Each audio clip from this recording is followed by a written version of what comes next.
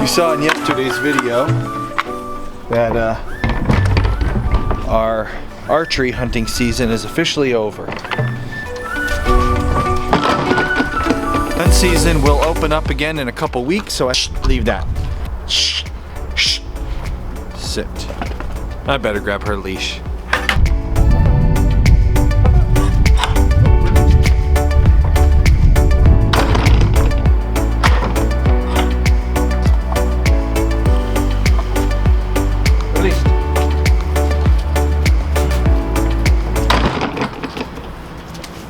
Should always teach your dogs. Sit. You should always teach your dogs to sit when you open a door, let you walk through first, and then allow them to come through when it's their turn. Not only is that a good power move to just establish yourself as the dominant one in the relationship, but it's a really convenient thing for dogs to know well, because when you have your hands full of groceries or you're carrying the baby or something and you open the door, you don't want your dog running past you and knocking you down. Shh, sit.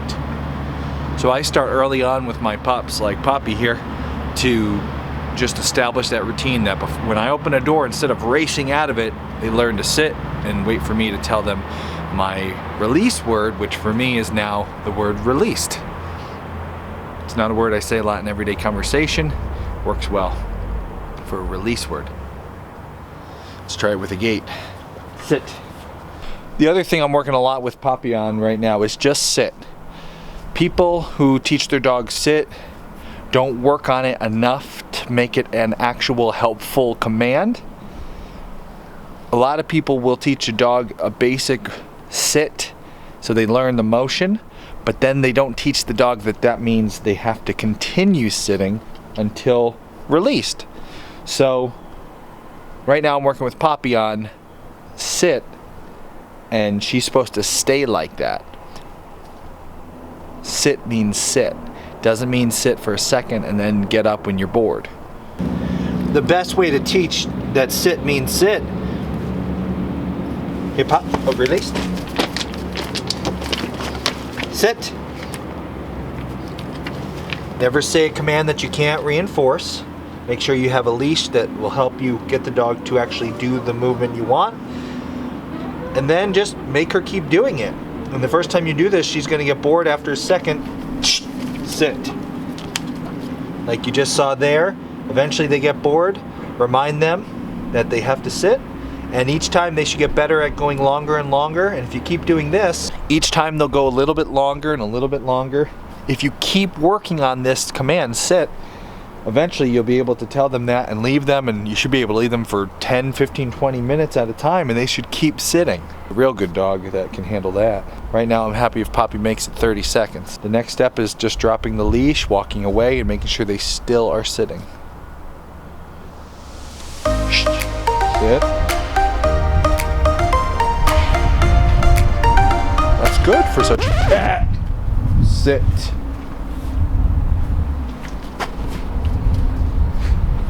Not bad for such a young pup.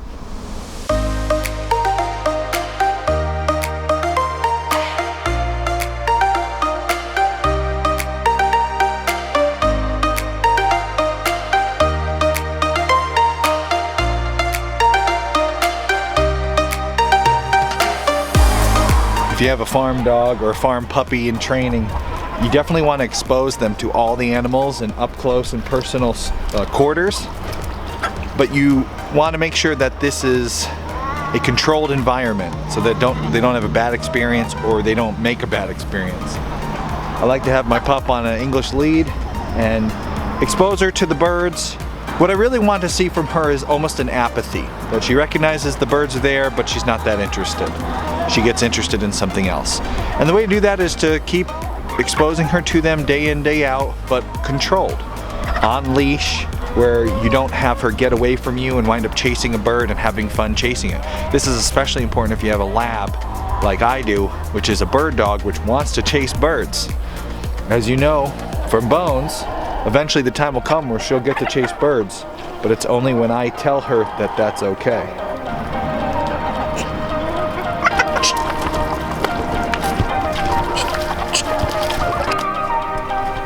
Sit.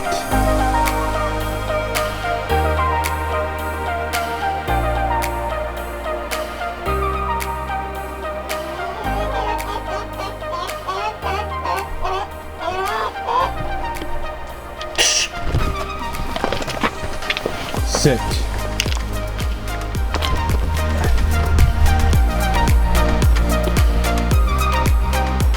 Dogs have very short-term memories.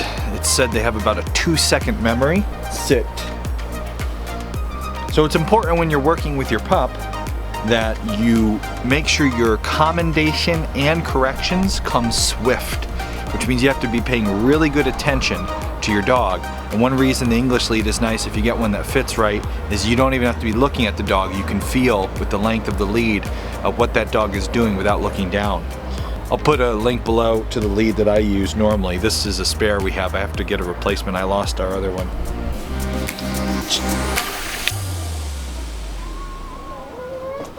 When you're giving commendation to your dog, if you give it a command and it does a good job with it, don't say good dog, because that tells the dog that it's always good, forever, no matter what it does. Instead, focus on the command. If you told your dog sit and it sits instantly, then reward it with a good sit. Let it know it did a good job with the actual command and that it's not just always a good dog. You don't want to spoil your dog. And a puppy like this, reinforcing that commendation with a little tree is always a good idea. Reinforcing the negative attitude, you'll hear I make a little kind of a noise and I give it a little jerk on the lead, which is a correction for her. It's not a bad correction, doesn't hurt her or anything. Just lets her know that she's doing something wrong. The biggest key to training a good farm dog is doing this every day for the next 2 years of their life. You can't do 1 session, 2 sessions, and then think, all right, I'm great, this is gonna be a great dog. You have to reinforce this over the early years of their farm life. And eventually you'll have a really good farm dog. Bones is a great farm dog. Poppy will be. I find the most important command you can teach a farm dog early on is a real good sit. If you have a really well-trained dog to sit, that solves so many problems. If the dog likes to jump, well, when company arrives, just tell it to sit. Are you out and about and you don't want the dog to run and take off and go somewhere where you don't know where it is? Just tell it to sit. If you can teach a dog a really good sit, one that you can really trust, you've pretty much solved half of your dog problems. The chicken's in front of the dog, you don't want it to attack, just tell it to sit. That really is the easiest place to start. That's the best command to start with.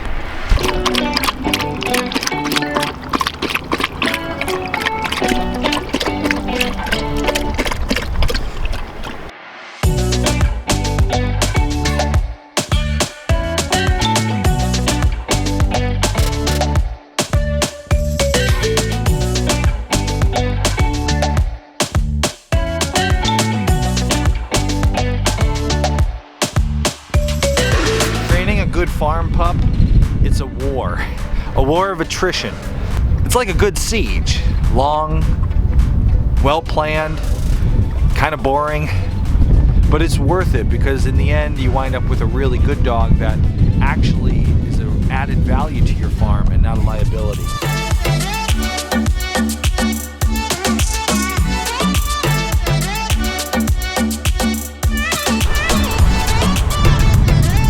You'll notice right now I'm out with Poppy. Bones isn't anywhere to be seen.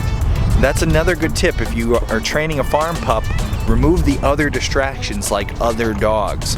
Right now I'm working with just her. Bones is much more advanced. He can handle a lot more complicated commands, but I don't want him here distracting her. I want to be able to control the situation. So I got her separated.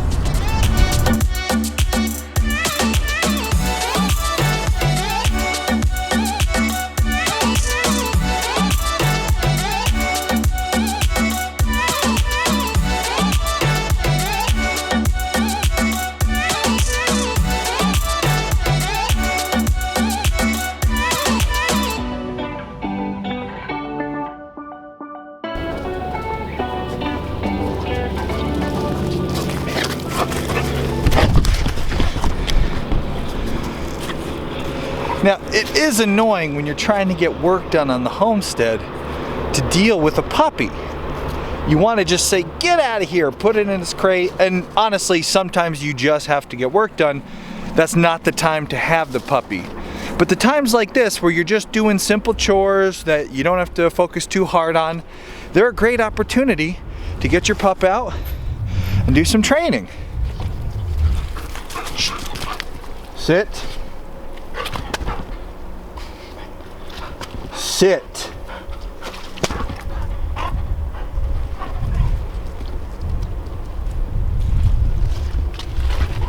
Released. It takes a lot of more time to do the jobs you're doing, but that's how you have a good farm dog. If you want a good farm dog, they don't just happen. You got to put the time and the effort to work in, like everything else in life, right? If you want to have a bad dog, plenty of people do. Buy a puppy, bring it to your farm, spend an hour with it teaching it to sit, think that it's mastered sit, don't teach it anything else, yell at it and be frustrated at it all the time, and let it grow old that way. It's that simple. That's how you have a bad dog. Having a good dog takes work, takes time, but I love my dogs. I love Bones. He's such a good dog. So many people see him and they're like, oh, he's the best dog I've ever seen. Oh, he's so good. He makes mistakes. He doesn't listen from time to time. I know that. But on an everyday interaction with Bones, he's a great dog. And that's the goal with Poppy here. She's a more high energy puppy than Bones was. Bones as a puppy had the nickname Lazy Bones because he just lay around. He liked to lay around and be cuddled. Poppy's not a cuddler. She's a high energy girl. She's gonna be more work to become a well-trained good dog, but fortunately I have the experience behind me already teaching Bones, and now I can get better with my high energy, high octane poppy seed over here. It's worth it. Having a good farm dog, it's a great thing to have. A dog that listens to you when you need it to, not just when it feels like it. Here's a command that she does not know at all, isn't good with, we have to work a lot with, and that's come. I haven't started using the command. Pop, pop, pop, pop! Pop, pop, pop, pop! I know she won't listen to that command, so I don't even use it. I have to teach her that one with the right tools. A check cord, some kind of tether. And so until I actually take the time to set that up and train her to it, I don't use the word. Because I don't want the dog to learn that there's ever a time that she can disobey me. If every time I say a command I can reinforce that command, then she learns every time I say the command she has to do it. If I start using that word, come, and she doesn't have to listen and I don't have her tethered, she'll learn she doesn't really have to listen to that word. And that is not good. That's how you make a bad dog. We've had a good session. After a good training session, the right way to end a good training session, hop out, is to let the dog think about what you've done. Yeah, good girl, good girl.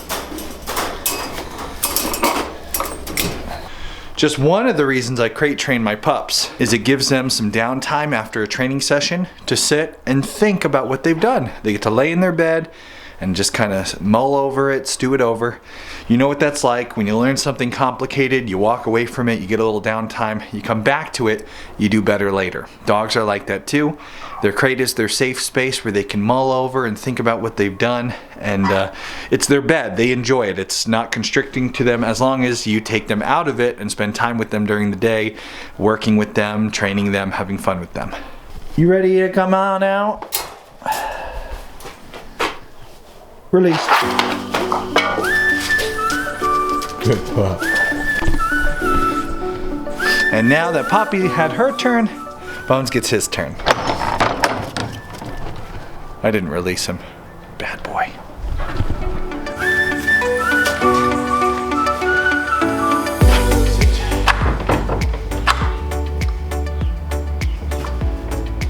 Released.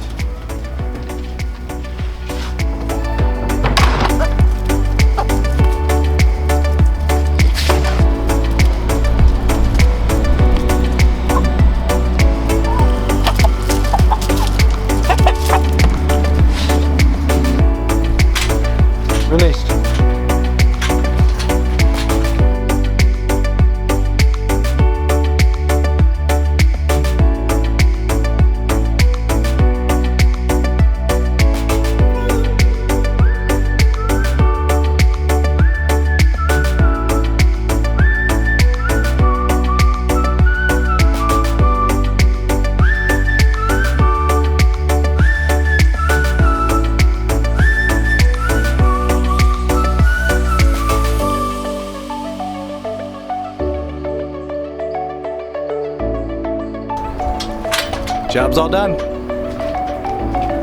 Do you enjoy these videos? Do you think they're worth a quarter?